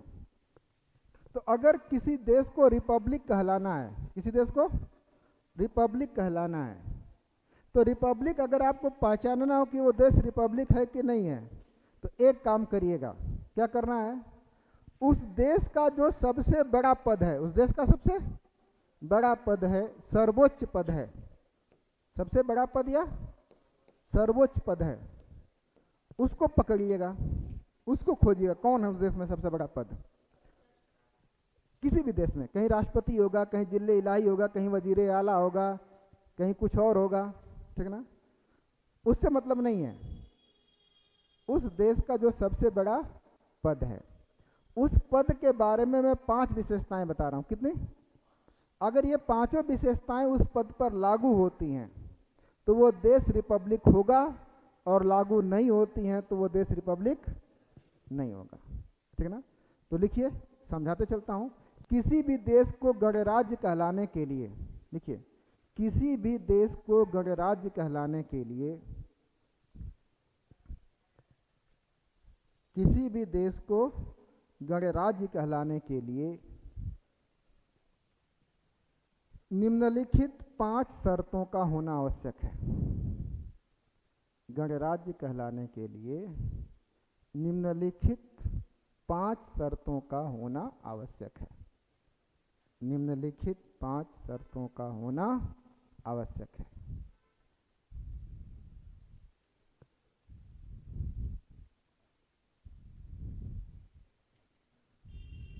ठीक है, क्या क्या होना जरूरी है? पहली शर्त समझिए पहले, देखिए, सर्वोच्च पद जो भी हो, जैसे भारत में सर्वोच्च पद क्या है? राष्ट्रपति, या और किस, जरूरी नहीं कि हर जगह राष्ट्रपति नाम हो, कहीं और नाम हो सकता है, ठीक ना। तो जो सर्वोच्च पद है, भारत के संदर्भ में बात करें तो राष्ट्रपति, ये जो सर्वोच्च पद है वह उस देश के सभी नागरिकों के लिए खुला होना चाहिए। इसका मतलब क्या है कि उस सर्वोच्च पद पर उस देश का हर एक नागरिक बैठने के लिए क्या है? योग्य है। उसको जाति, धर्म, क्षेत्र, भाषा, परिवार के नाम पर उस पद पर बैठने से रोका नहीं जा सकता है, ठीक है ना। एग्जाम्पल लेता हूं, इंग्लैंड का सर्वोच्च पद क्या है? राजा है ना। क्या राजा का पद उस देश के सभी नागरिकों के लिए खुला है? नहीं खुला है। किसके लिए खुला है? उन्हीं परिवार के लोगों के लिए, ठीक है ना। लेकिन हमारे यहाँ सर्वोच्च पद देश के सभी नागरिकों के लिए खुला है। देश का कोई भी नागरिक जो 35 वर्ष की आयु पूरी कर चुका है राष्ट्रपति बनने के योग्य है। ठीक ना। तो पहला इसका लिखिएगा, पहला इसका विशेषता क्या है, देखिए, उस देश का सर्वोच्च पद, उस देश का सर्वोच्च पद उस देश के सभी नागरिकों के लिए, उस देश के सभी नागरिकों के लिए, उस देश के सभी नागरिकों के लिए, चाहे वह किसी भी जाति, चाहे वह किसी भी जाति, वर्ग, लिंग, मूल वंश, मूल वंश, मूल वंश, लिंग, मूल वंश या वंश परंपरा का हो। वंश परंपरा, वंश परंपरा मतलब किस खानदान से आते हैं, वंश परंपरा का हो, सभी नागरिकों के लिए खुला है।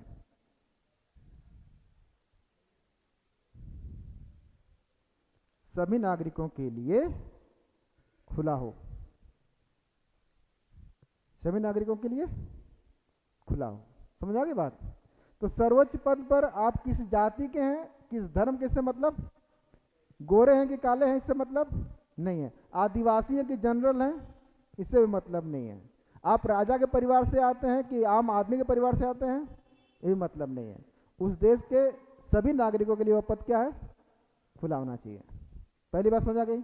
दूसरी चीज, ये जो सर्वोच्च पद है इस पर बैठेगा कौन, तो इस सर्वोच्च पद को निर्वाचन के माध्यम से भरा जाना चाहिए। यानी कि नीचे यहाँ जनता है, जनता जिसको वोट देकर क्या करे, जिता दे कि आप ही बनेंगे, तो वही उस सर्वोच्च पद पर क्या होगा, विराजमान होगा।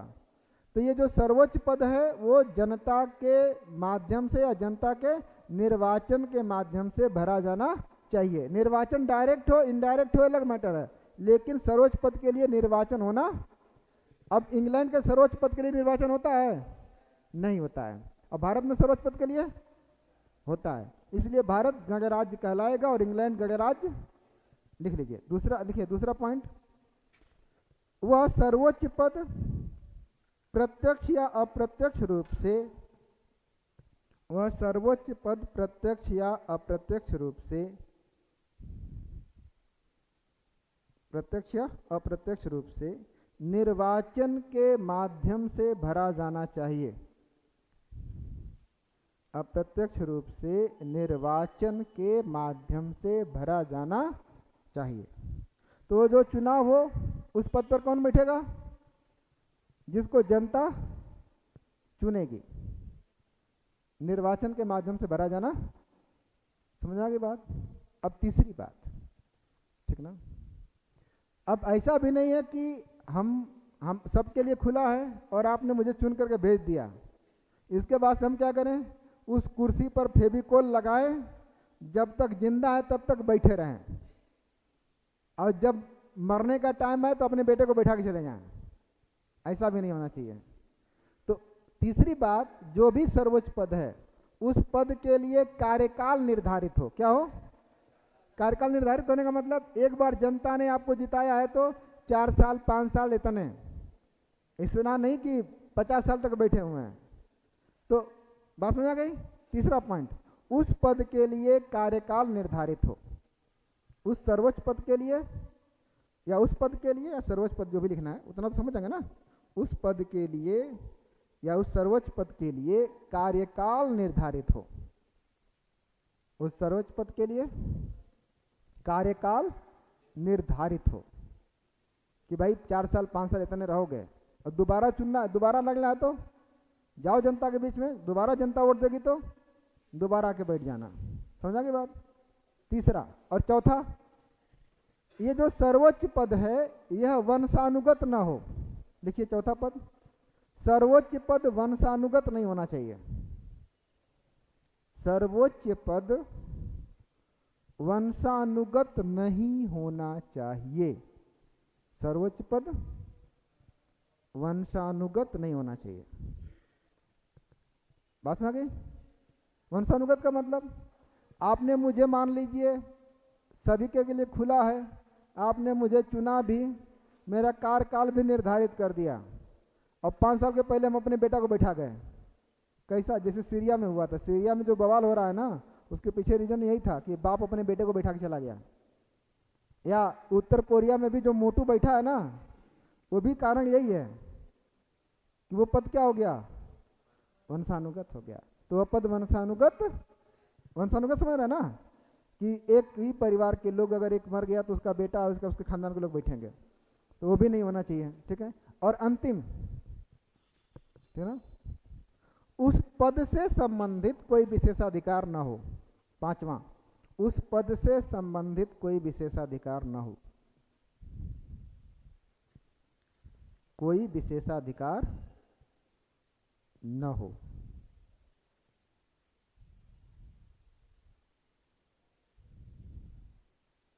कोई नहीं, ऐसे लिख लीजिए, उस पद से संबंधित कोई व्यक्तिगत विशेषाधिकार ना हो। व्यक्तिगत जोड़ लीजिए, कोई व्यक्तिगत विशेषाधिकार ना हो, कोई व्यक्तिगत विशेषाधिकार ना हो। ठीक है ना। जैसे इंग्लैंड में चले जाइए, तो इंग्लैंड के राजा को कोई दूसरा व्यक्ति, चाहे वो दूसरे देश का राजा ही क्यों ना हो, छू नहीं सकता है।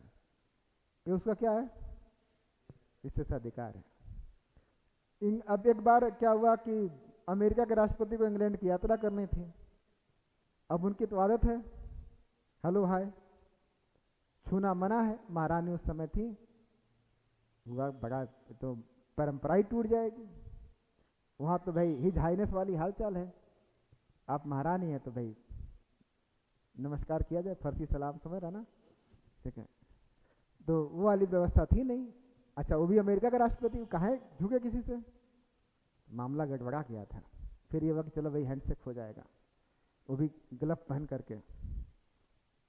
तो इस तरह से हर एक राज परिवार के साथ क्या होता है, कुछ विशेषाधिकार होते हैं। भारत में राष्ट्रपति के साथ कोई विशेषाधिकार नहीं, सबसे मिल सकते हैं, सबसे बात कर सकते हैं व्यक्तिगत तौर पर। हाँ, राष्ट्रपति के रूप में उनके क्या हो सकते हैं, अपने कार्यों का निर्वहन करने के लिए विशेषाधिकार, लेकिन व्यक्तिगत तौर पर उनके कोई विशेषाधिकार नहीं है। तो ये 5 चीजें भारत में पाई जाती, इसलिए भारत क्या है, गणतंत्र है। ये 5 बातें इंग्लैंड में नहीं पाई जाती, इसलिए इंग्लैंड गणतंत्र नहीं है। लेकिन ठीक है, अब एक बात और समझिए, इंग्लैंड में भी और इंडिया, ये इंडिया है और ये इंग्लैंड है, इस सर्वोच्च पद के नीचे भी एक ठो पद है पीएम का। पीएम इंडिया में भी है और पीएम इंग्लैंड में भी है। इस पीएम का चुनाव यहां भी होता है और इस पीएम का चुनाव, इसलिए दोनों देश लोकतंत्रात्मक हैं। इंग्लैंड और भारत दोनों क्या हैं, लोकतंत्र हैं। लेकिन इंग्लैंड केवल लोकतंत्र है और भारत लोकतंत्र के साथ साथ गणतंत्र भी है। कितनी बात समझ आ गई। अब एक बात और, भारत गणतंत्र कब बना, तो जब हमारे देश का संविधान लागू हुआ। तो एक लाइन लिख लीजिए, भारत 26 जनवरी 1950 को गणतंत्र बना। भारत 26 जनवरी 1950 को गणतंत्र बना।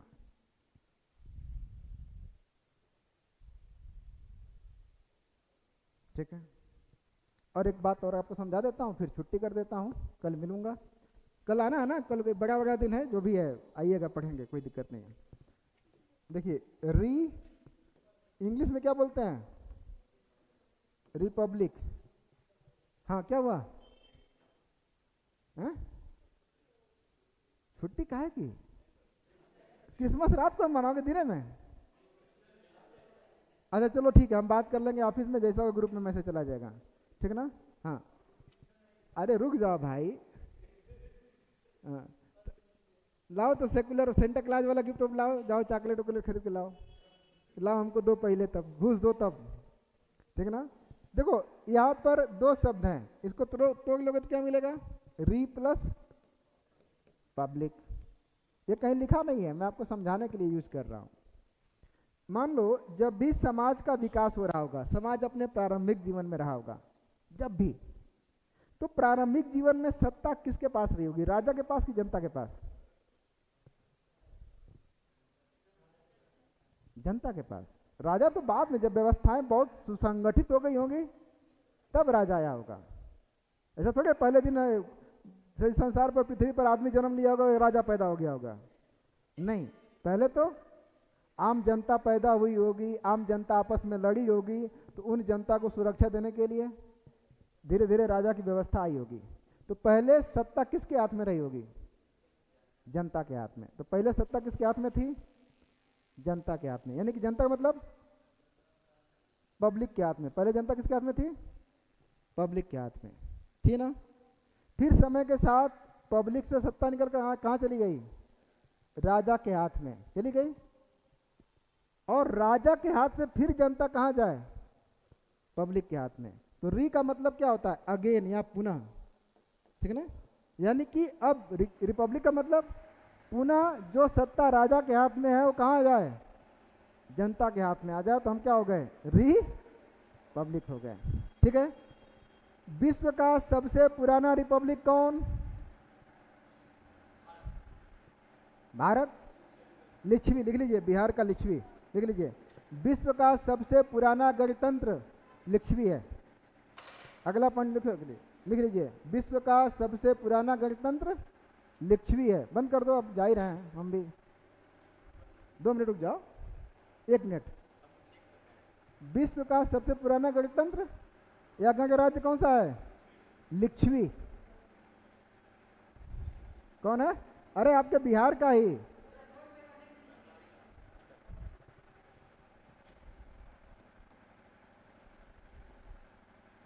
हाँ बोलो भाई।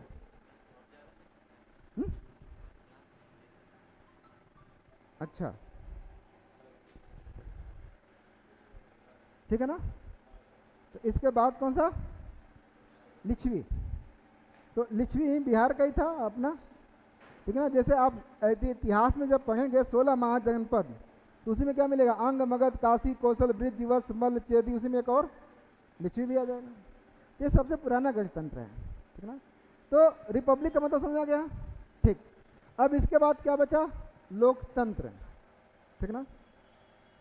चलिए हेडिंग डालिएगा लोकतंत्र, डाल कर छोड़ दीजिए, कल पढ़ाएंगे, ठीक है ना। हाँ, लोकतंत्र। लोकतंत्र में 2-3 दिन लगेगा, क्योंकि लोकतंत्र सिर्फ नहीं पढ़ाऊंगा। लोकतंत्र के प्रकार, लोकतंत्र के प्रकार में संसदीय लोकतंत्र